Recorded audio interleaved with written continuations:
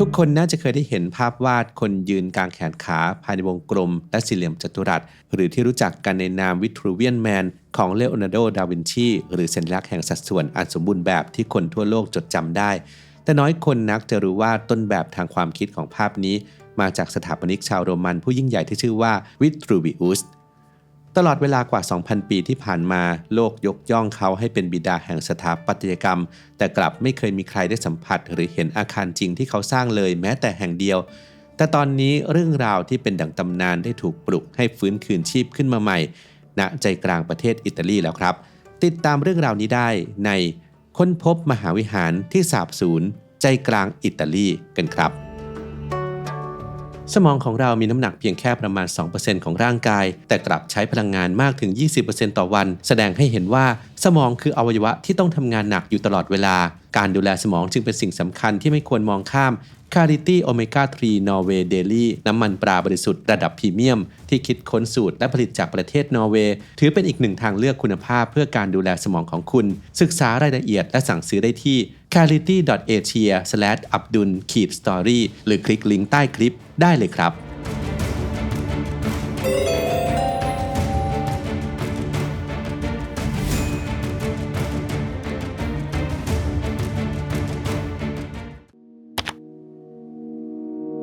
หากเราย้อนกลับไปในศตวรรษที่ 1 ก่อนคริสตกาลมาร์คุส วิทรูวิอุส พอลิโอคือชื่อของวิศวกรและสถาปนิกผู้รับใช้จักรพรรดิออกัสตัสและจูเลียสซีซ่าร์และสิ่งที่ทำให้เขาเป็นอมตะไม่ใช่สิ่งก่อสร้างที่ตั้งตระหง่านแต่คือหนังสือชุด De Architectura หรือตำราสถาปัตยกรรม 10 เล่มซึ่งเป็นตำราฉบับเดียวจากยุคโรมันโบราณที่รอดพ้นจากการถูกทำลายและส่งต่อมาถึงมือคนรุ่นหลังตำราเล่มนี้เปรียบเสมือนคัมภีร์ไบเบิลของสถาปนิกศิลปินระดับโลกอย่างราฟาเอลหรืออันเดรีย พาลลาดิโอต่างก็ศึกษาและจินตนาการถึงความยิ่งใหญ่ของสถาปัตยกรรมที่วิทรูวิอุสบรรยายไว้แต่ตลอด 2,000 ปีที่ผ่านมามันเป็นเพียงความจริงในกระดาษไม่มีใครสามารถชี้ชัดได้ว่าผลงานจริงของเขาอยู่ที่ไหนจนทำให้ตัวตนของเขากลายเป็นตำนานที่จับต้องไม่ได้แต่แล้วในตอนนี้การค้นพบทางโบราณคดีที่เมืองฟาโนประเทศอิตาลีได้สร้างแรงสั่นสะเทือนไปทั่ววงการวิชาการจนถูกเปรียบเปรยว่าเป็นการค้นพบระดับตุตันคาเมนแห่งโลกสถาปัตยกรรมที่จะแบ่งหน้าประวัติศาสตร์ออกเป็นยุคก่อนและหลังการค้นพบนี้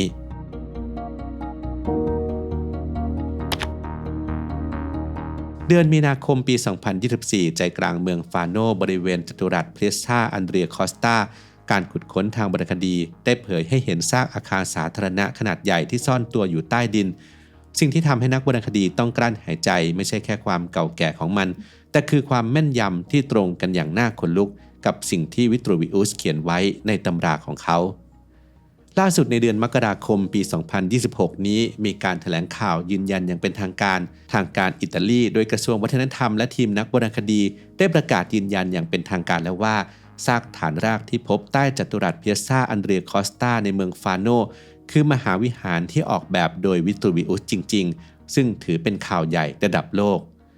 อันเดรีย เพสซิน่าเจ้าหน้าที่ระดับสูงด้านโบราณคดีของอิตาลีระบุว่านี่คือการจับคู่ที่สมบูรณ์แบบระหว่างซากที่พบกับคำบรรยายในหนังสือเล่มที่ 5 ของ De Architectura เพราะหลักฐานเชิงประจักษ์ที่สำคัญนั้นมีหลายอย่างอาทิ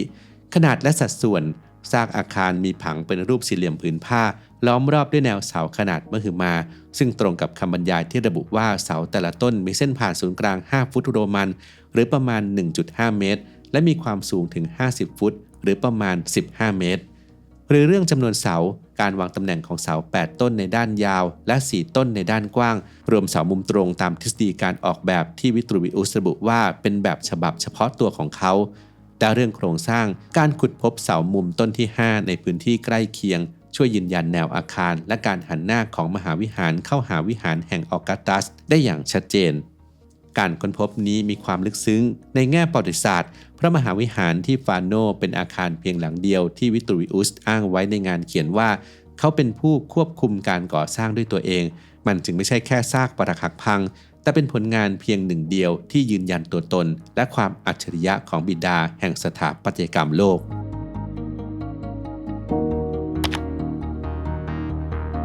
ก การค้นพบที่ยิ่งใหญ่เช่นนี้ไม่ได้เกิดขึ้นเพราะโชคช่วยแต่เป็นผลลัพธ์ของความพยายามที่ซับซ้อนและการใช้นวัตกรรมล้ำสมัยศาสตราจารย์เปาโลคลินีและทีมงานจากมหาวิทยาลัยโพลีเทคนิคมาเชได้ใช้เวลาหลายทศวรรษในการศึกษาและสำรวจเมืองฟาโนด้วยเทคโนโลยีที่ไม่ต้องทำลายหน้าดินภายใต้โครงการ Archeo Fano นักวิจัยได้เปลี่ยนเมืองทั้งเมืองให้กลายเป็นห้องทดลองดิจิทัลโดยการใช้เทคโนโลยี GPR หรือเรดาร์ทะลุพื้นดินและเลเซอร์สแกนเพื่อสแกนโครงสร้างใต้ดินและสร้างแผนที่ทางโบราณคดีที่แม่นยำวิธีการนี้ช่วยให้นักวิจัยสามารถมองเห็นโครงสร้างของมหาวิหารได้ก่อนที่จะมีการขุดค้นจริงๆสิ่งที่น่าทึ่งคือการสร้างดิจิตอลทวินหรือแบบจำลองคู่ขนานในโลกเสมือนทีมงานใช้ข้อมูลจากการสแกนที่เรียกว่า Point Cloud ซึ่งประกอบด้วยจุดพิกัดนับล้านจุดที่มีความแม่นยำระดับมิลลิเมตรมาสร้างเป็นแบบจำลอง3มิติที่สมบูรณ์เทคโนโลยีนี้เรียกว่า HBIM ไม่เพียงแต่ช่วยให้เราเห็นภาพที่แท้จริงของอาคารที่พังทลายไปแล้วแต่ยังช่วยให้นักวิจัยสามารถวิเคราะห์โครงสร้างวัสดุและความเสื่อมสภาพของอาคารได้อย่างละเอียดโดยไม่ต้องสัมผัสวัตถุจริงซึ่งเป็นการอนุรักษ์เชิงป้องกันที่ดีที่สุดเมื่อแสงสว่างสาดส่องมาที่เมืองฟาโนเงาดำก็ตามมาด้วยเสมอครับการค้นพบแหล่งโบราณคดีที่มีความสำคัญระดับโลกมักดึงดูดความสนใจจากกลุ่มคนที่ไม่ได้มาชื่นชมศิลปะแต่มาเพื่อฉกฉวยนั่นคือกลุ่มทอมบาโลลีหรือโจรขุดสุสานและนักล่าสมบัติประวัติศาสตร์ของอิตาลีเต็มไปด้วยบาดแผลจากการลักลอบค้าวัตถุโบราณกรณีศึกษาที่โด่งดังคือรูปปั้นสำริดวิกตอเรียยูสหรือที่รู้จักกันในชื่อเกตตี้บรอนซ์ซึ่งถูกค้นพบโดยชาวประมงในน่านน้ำเมืองฟาโนและถูกลักลอบนำออกนอกประเทศไปจนกลายเป็นคดีความระดับโลกเหตุการณ์นี้สะท้อนให้เห็นว่าฟาโนและพื้นที่โดยรอบเป็นเป้าหมายของขบวนการค้าวัตถุโบราณมาอย่างยาวนานการลักลอบขุดไม่ได้เป็นเพียงการกระทำของปัจเจกบุคคลแต่เป็นอาชญากรรมที่มีการจัดตั้งที่ซับซ้อนกลุ่มคนเหล่านี้มีการแบ่งงานกันทำอย่างชัดเจนตั้งแต่ทีมขุดทีมขนย้ายไปจนถึงคนกลางที่ทำหน้าที่ปลอมแปลงเอกสารที่มาเพื่อฟอกขาวให้วัตถุโจรกลายเป็นสินค้าถูกกฎหมายในตลาดประมูลระดับโลกการสูญหายของชิ้นส่วนสถาปัตยกรรมหรือเหรียญตราจากมหาวิหารแห่งวิตรูบิอุสเพียงชิ้นเดียวก็อาจหมายถึงการสูญเสียจิ๊กซอว์ชิ้นสำคัญทางประวัติศาสตร์ไปตลอดกาล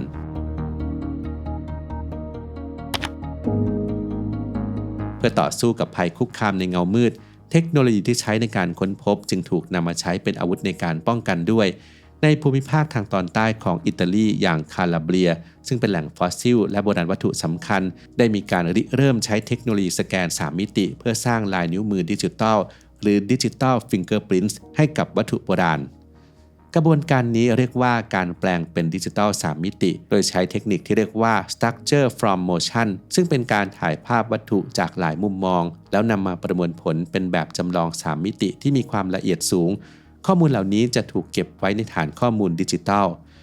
ความน่าเชื่อถือของระบบนี้คือหากโบราณวัตถุชิ้นใดถูกขโมยและไปปรากฏในงานประมูลหรือตลาดมืดเจ้าหน้าที่สามารถใช้การวิเคราะห์เปรียบเทียบระหว่างวัตถุที่พบกับไฟล์ดิจิทัลต้นฉบับได้ทันทีซึ่งความเชื่อมโยงในระดับมิลลิเมตรสามารถใช้เป็นหลักฐานมัดตัวทางกฎหมายได้นี่คือการเปลี่ยนวัตถุโบราณที่เปราะบางให้กลายเป็นหลักฐานที่แข็งแกร่งและเป็นการตัดวงจรการฟอกขาววัตถุโบราณที่มีประสิทธิภาพที่สุดในปัจจุบัน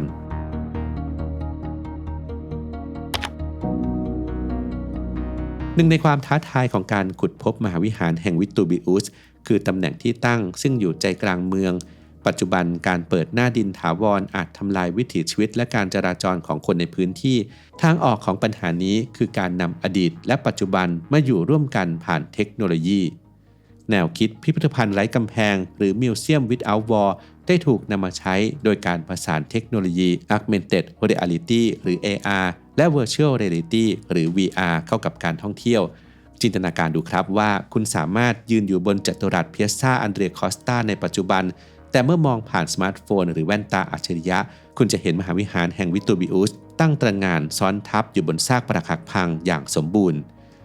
เทคโนโลยีเหล่านี้ไม่เพียงแต่สร้างความตื่นตาตื่นใจแต่ยังเป็นการคืนชีพให้กับวิตรูบิอุสในรูปแบบที่เข้าถึงได้ง่ายสำหรับคนทุกกลุ่มไม่ว่าจะเป็นนักวิชาการหรือนักท่องเที่ยวนอกจากนี้การสร้างแบบจำลอง3มิติยังช่วยคนตาบอดสามารถสัมผัสประวัติศาสตร์ผ่านแบบจำลองซึ่งเป็นการสร้างความเท่าเทียมในการเข้าถึงมรดกทางวัฒนธรรม การค้นพบมหาวิหารแห่งวิตูวิอุสที่เมืองฟาโนคือบทพิสูจน์ถึงสติปัญญาและความสามารถของมนุษย์เมื่อ 2,000 ปีก่อนที่ส่งผ่านมาถึงเราผ่านตัวอักษรและสถาปัตยกรรมมันคือการเชื่อมโยงระหว่างอดีตปัจจุบันและอนาคตที่แสดงให้เห็นว่าความรู้คือสิ่งที่ยั่งยืนที่สุดวิตรูวิอุสเคยเขียนตำรา De Architectura ด้วยความหวังที่จะสร้างชื่อเสียงของเขาให้เป็นอมตะและในวันนี้ด้วยเทคโนโลยีที่เรามีเราไม่ได้เพียงแค่ค้นพบผลงานของเขาแต่เราได้มอบความเป็นอมตะนั้นคืนให้แก่เขาอย่างแท้จริงผ่านฐานข้อมูลดิจิทัลที่จะไม่มีวันผุพังไปตามกาลเวลา